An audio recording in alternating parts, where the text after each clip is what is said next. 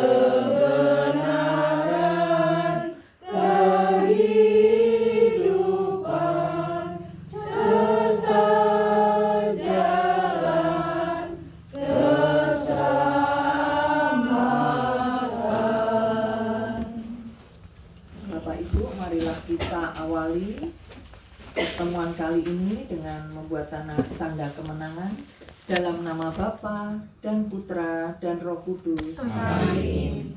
Semoga Tuhan beserta kita sekarang dan selama-lamanya. Bapak, Ibu, dan saudara-saudara sekalian yang terkasih, dalam pertemuan kedua kali ini ada 5 poin penting.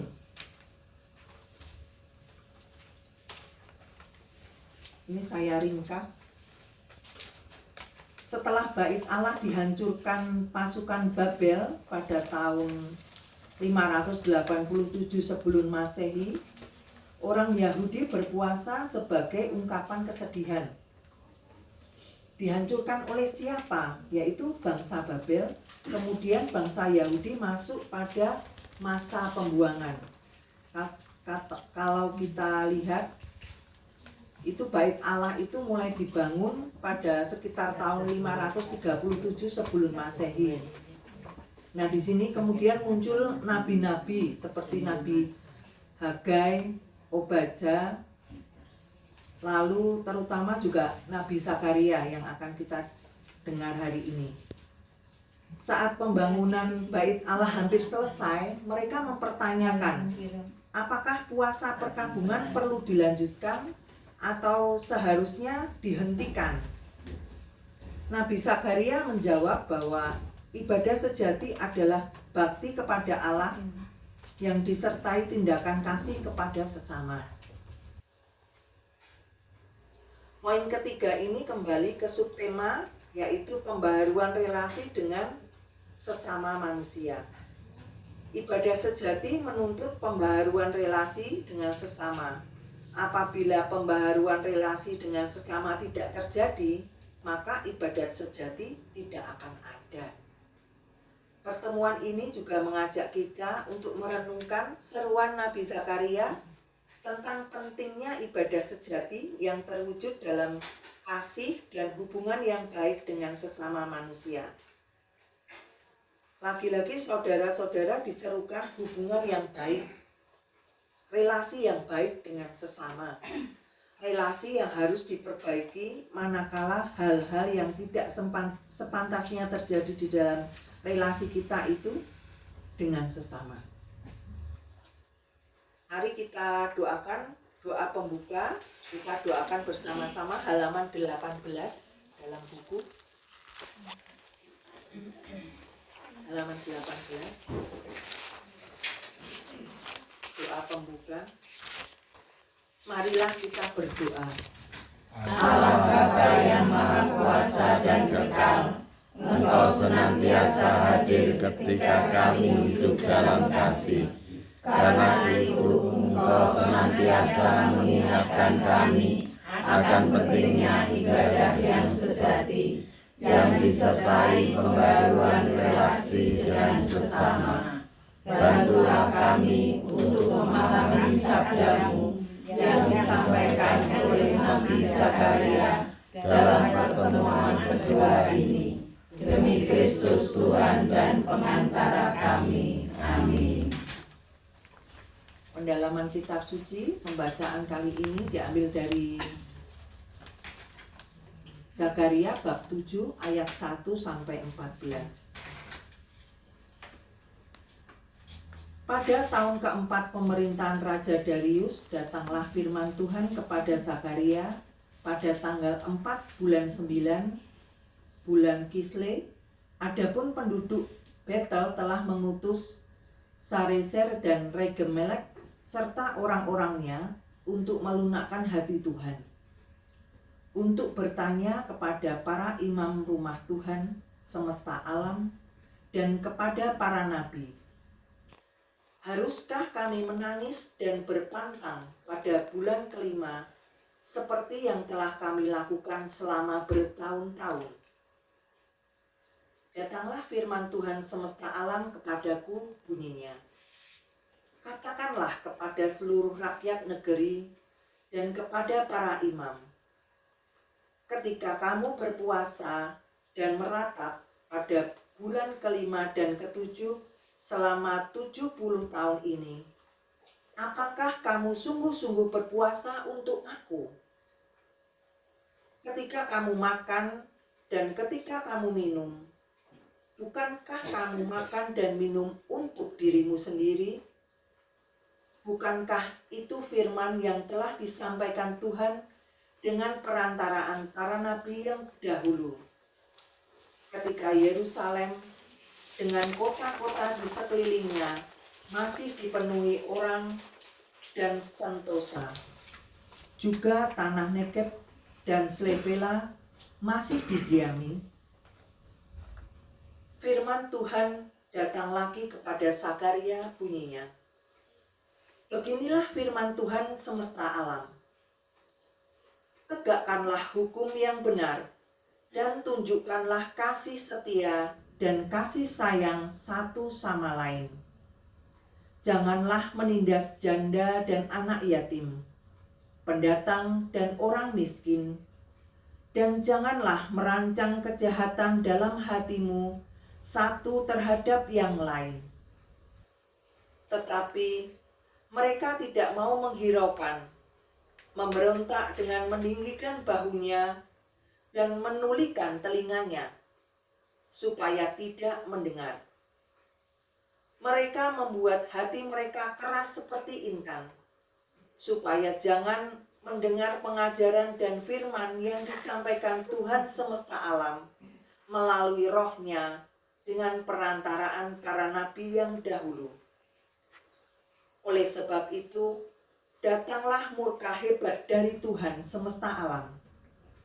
Sama seperti mereka tidak mendengarkan pada waktu dipanggil, demikianlah aku juga tidak mendengarkan pada waktu mereka memanggil.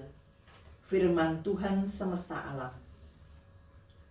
Oleh sebab itu, aku menyerahkan mereka dengan angin badai di antara segala bangsa yang tidak mereka kenal. Sesudahnya tanah itu menjadi sunyi senyap, sehingga tidak ada yang lalu lalang di sana. Demikianlah mereka membuat negeri yang indah itu menjadi tempat yang sunyi sepi. Demikianlah sabda Tuhan. Syukur kepada Allah. Ini agak panjang ya bacaannya.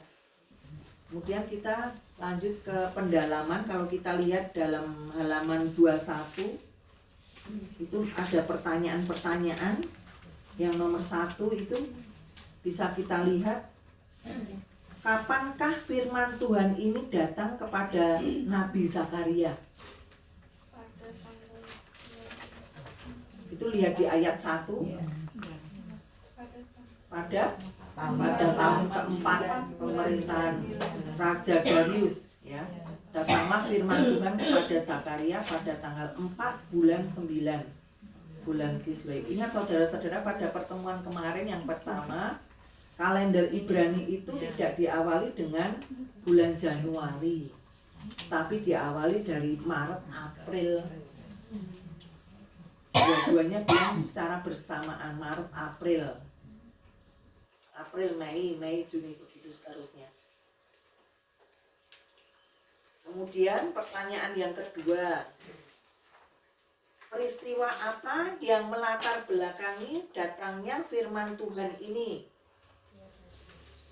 Lihat di ayat 2 dan 3, ya, ayat 2 dan 3. Adapun penduduk Betel telah mengutus Sarezer dan Regemelek serta orang-orangnya untuk melunakkan hati Tuhan, untuk bertanya kepada imam rumah Tuhan semesta alam dan kepada para nabi, haruskah kami menangis dan berpantang pada bulan kelima seperti yang telah kami lakukan secara bertahun-tahun? Itu peristiwa yang melatar belakangi datangnya firman Tuhan. Kemudian yang nomor 3, mengapa puasa yang diadakan oleh orang Yahudi tidak disukai Tuhan? Itu ada di ayat 5 sampai 6, ya. Itu tertulis, katakanlah kepada seluruh rakyat negeri dan kepada para imam, ketika kamu berpuasa dan meratap pada bulan kelima dan ketujuh selama 70 tahun ini, apakah kamu sungguh-sungguh berpuasa untuk aku? Ketika kamu makan dan minum, bukankah kamu makan dan minum untuk dirimu sendiri? Jadi yang diutamakan adalah diri sendiri. Katanya dipertanyakan itu. Tidak disukai Tuhan. Kemudian yang keempat, lalu puasa seperti apakah yang dikehendaki Tuhan? Ayat 9 sampai 10, ya. Beginilah firman Tuhan semesta alam. Tegakkanlah hukum yang benar dan tunjukkanlah kasih setia dan kasih sayang satu sama lain. Jadi Tuhan menghendaki kita itu hubungan dengan sesama, saling mengasihi satu sama lain. Janganlah menindas janda dan anak yatim, pendatang dan orang miskin. Dan janganlah merancang kejahatan dalam hatimu satu terhadap yang lain.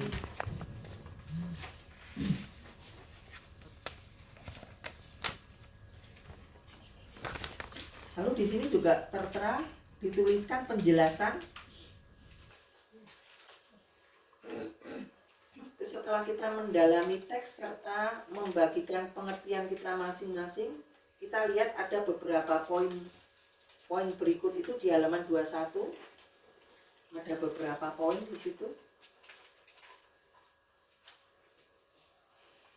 Hukum Taurat menetapkan puasa tahunan pada hari raya perdamaian di bulan 7.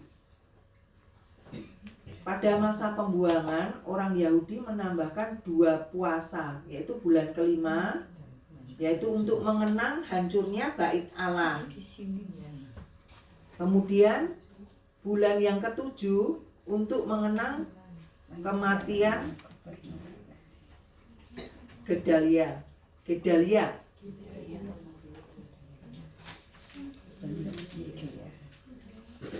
Gubernur Yehuda ya. Gubernur Yehuda.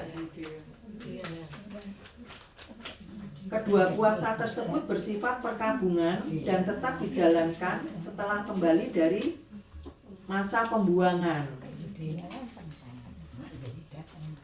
Saat Bait Allah hampir selesai dibangun kembali, maka muncul pertanyaan, apakah puasa perkabungan ini masih perlu dilakukan atau tidak?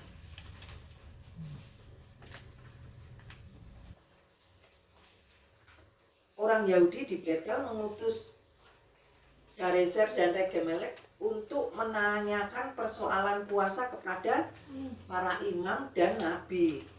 Pada November tahun 518 sebelum Masehi, Allah menyampaikan firman kepada Nabi Zakaria terkait persoalan tersebut. Allah menegur kekeliruan Israel dalam berpuasa perkabungan atas hancurnya Bait Allah dan wafatnya Gedalia. Puasa harusnya diarahkan kepada Allah, tetapi mereka melakukannya hanya sebagai kebiasaan. Jadi seperti rutinitas saja ya, sejak pembuangan. Puasa itu dilakukan demi kepentingan diri sendiri, sama halnya seperti makan dan minum biasa. Para nabi sebelum pembuangan sudah memperingatkan tentang sikap keliru dalam berpuasa.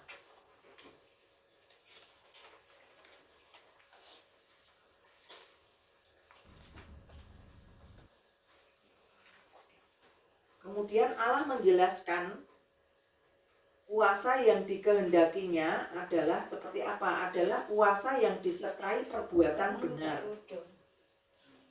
Bentuk puasa yang benar itu menegakkan hukum yang adil, menunjukkan kasih sayang, mengasihi janda, anak yatim, pendatang dan orang miskin, serta tidak merancang kejahatan. Leluhur bangsa Israel tidak menaati kehendak Allah ini.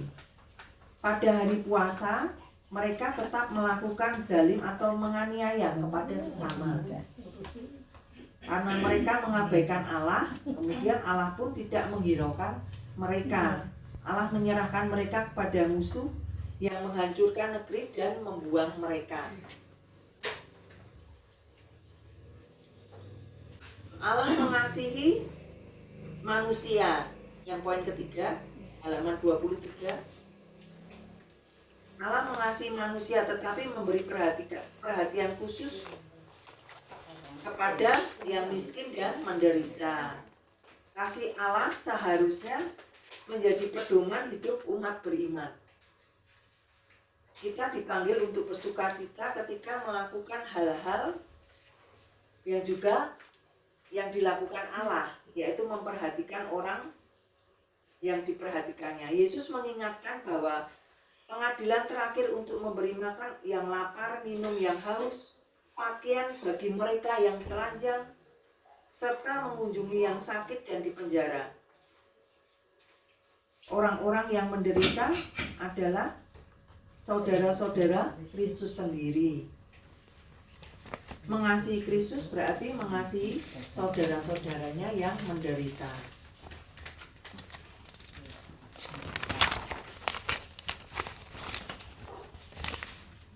Dan kita ke halaman 24. Itu ada aksi nyata Bapak Ibu.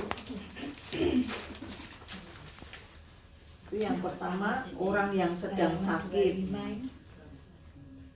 di lingkungan kita, misalkan apa yang telah kita lakukan, kunjungan, aksi pribadi, ya bisa mendoakan, ya mendoakan. Kemudian kalau yang ini aksi kelompok, biasanya kan kalau kita sudah melakukan ya mengunjungi saudara-saudara kita yang sedang sakit ya. Dan biasanya doa bersama di tempat mereka. Kemudian yang kedua, orang miskin yang membutuhkan bantuan. Contohnya apa? Cari kasih. Ya, cari kasih. Kemudian apa lagi?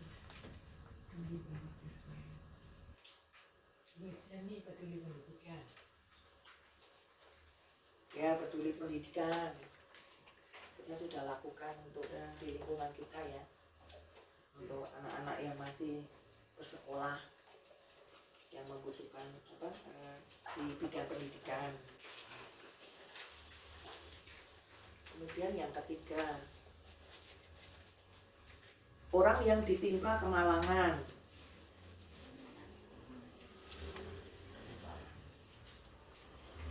Biasanya kita ada dana ya, dana ya melayang, ya doa, Beli buah. beli buah.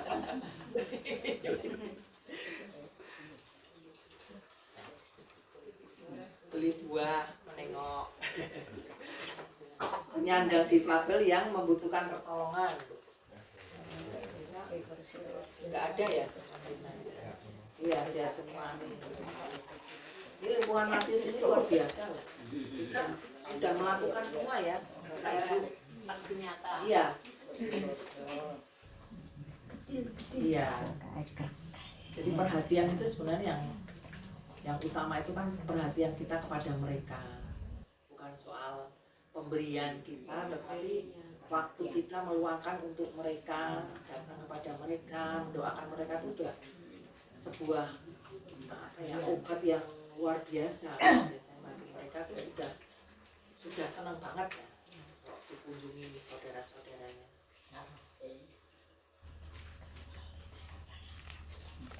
Mungkin itu yang aksi nyata. Mungkin ada lagi apa yang perlu ditambah, yang belum kita lakukan? Ada lagi Bapak Ibu? Putaran itu nggak ada ya, biasanya itu aja ya, yang sakit, terus apa berduka. Hadir dengan sesuatu yang Gimana Mbak? kalau tidak bisa memberi, tidak bisa menengok, hadir juga. Iya betul. Sesuatu yang membuat. Iya. Ya, kehadiran kita itu buat mereka adalah obat yang luar biasa. Waktu yang kita luangkan untuk mereka. Ya kan? Ya. Oh iya, Selasa pagi. Mendoakan seluruh paroki yang sakit. Oh iya. Sudah ya. Kalau saya boleh tanya, lingkungan saya kan orang baru. Iya. Pernahkah lingkungan sini mengunjungi orang yang sudah tidak peduli pada lingkungan sesama Katolik gitu. Misalnya nggak pernah mau aktif di lingkungan atau nggak mau pergi ke gereja lagi gitu. Orang yang Ya, hilang. yang hilang. Pernah sini Pernah. pernah resmi gitu Saya ya. pernah juga. Oh ya bagus. Di sini lihat. Nah, orangnya dikunjungi terus hilang. Oh hilang lagi. Iya. Tapi kita tetap berusaha, tetap mengajak. Baik Bapak Ibu, sepertinya pertemuan yang kedua cukup sekian karena kita juga dikejar waktu juga, akan dilanjutkan langsung Baca lagi. oleh Mbak Anjar. Nanti di rumah bisa dibaca lagi ya Bapak Ibu, Untuk pertemuan kedua. karena ini cepat sekali tadi. Terus ada yang belum dapat belum? Ada yang belum dapat belum masih? Oh Ibu, oh Sudah dapat sudah. oleh Ada yang belum dapat? Dua. Kan Bu Leli itu saya mau kasih nggak ada orang yang Ke Amerika ya. iya. Bapak satu piring geret-geretan. Ini yang satu tuh Bu Leli. Iya. Bu Leli kan Besok kalau iya. tak kasih kan. Ini masih satu. Pak Wibi belum punya juga. Biar Pak Wibi Udah juga. kemarin. Terima kasih Bapak Ibu, akan dilanjutkan langsung dengan Mbak Anjar. Monggo Mbak Anjar.